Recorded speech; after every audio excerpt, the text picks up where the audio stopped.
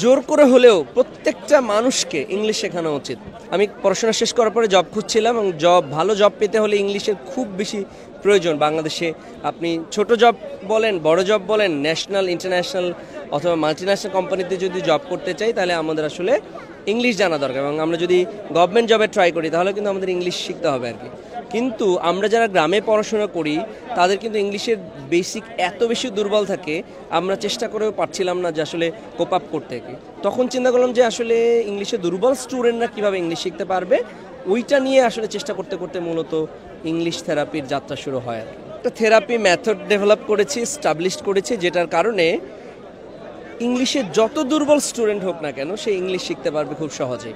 একদম step by step zero level থেকে ধরে হাতে কলমে আমরা ইংলিশ শেখাই। এখানে বলবো আমরা প্র্যাকটিক্যাল মেথডটাকে আমরা বেশি প্রায়োরিটি দিই। 80-20 প্র্যাকটিক্যাল মেথড, যেখানে আমরা 80% হচ্ছে স্টুডেন্টদেরকে প্র্যাকটিস করাই আর 20% লেকচার।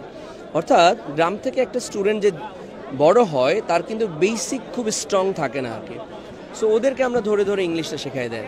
স্কুল, কলেজ, ইউনিভার্সিটিতে যদি ইংলিশে কথা বলা শেখাতো তাহলে তো সবাই কথা বলতে পারতো। বেসিক্যালি শেখানো হয় গ্রামারে তো সবাই এক্সপার্ট, লেখা শেখানো হয়, লিখতে সবাই পারে। সো ইংলিশ যেটা শেখায় ওই ব্যাপারে কিন্তু আমরা মোটামুটি ভালো, কিন্তু যেখানে গ্যাপ আছে আমাদের কমিউনিকেটিভ ইংলিশটা শেখানো উচিত, যার মাধ্যমে আমরা আসলে ইংলিশে শুদ্ধ উচ্চারণ করতে পারি, আমরা প্রেজেন্টেশন দিতে পারি, আমরা ফ্লুয়েন্টলি ইংলিশে কথা বলতে পারি।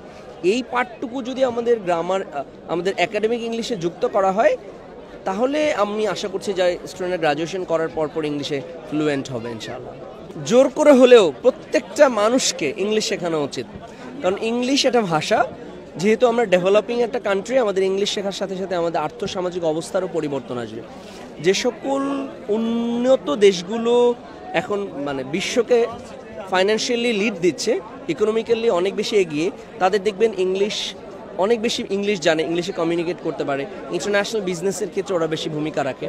সো ইংলিশ শেখার সাথে সাথে কিন্তু কনফিডেন্স বুস্ট আপ হয়। সো যেই একজন লোয়ার কনফিডেন্ট লেভেলের একজন মানুষকে যদি ইংলিশ শিখিয়ে দেন ওর কনফিডেন্স লেভেল হাই হবে। সো প্রত্যেকে আসলে ইংলিশ শেখা উচিত।